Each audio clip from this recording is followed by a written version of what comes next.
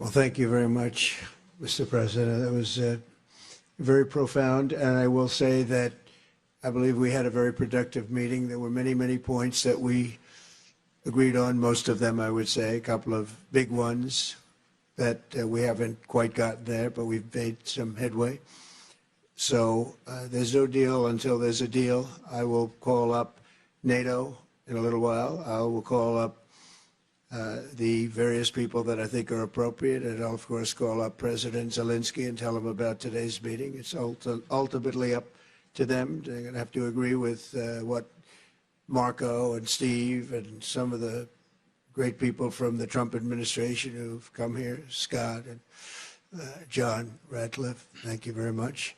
But we have some of our really great leaders. They've been doing a phenomenal job.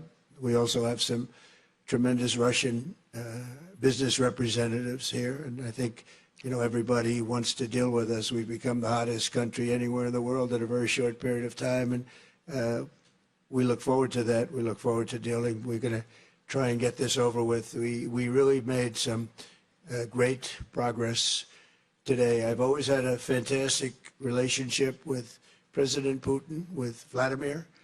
We had many tough meetings, good meetings. We were interfered with by the Russia hoax. That made it a little bit tougher to deal with, but he understood it.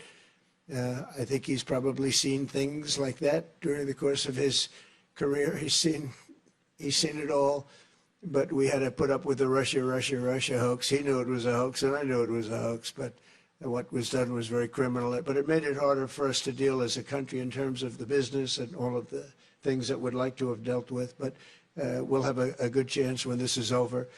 So just to put it very quickly, I'm going to start making a few phone calls and tell them what happened. But we had an extremely productive meeting, and many points were agreed to.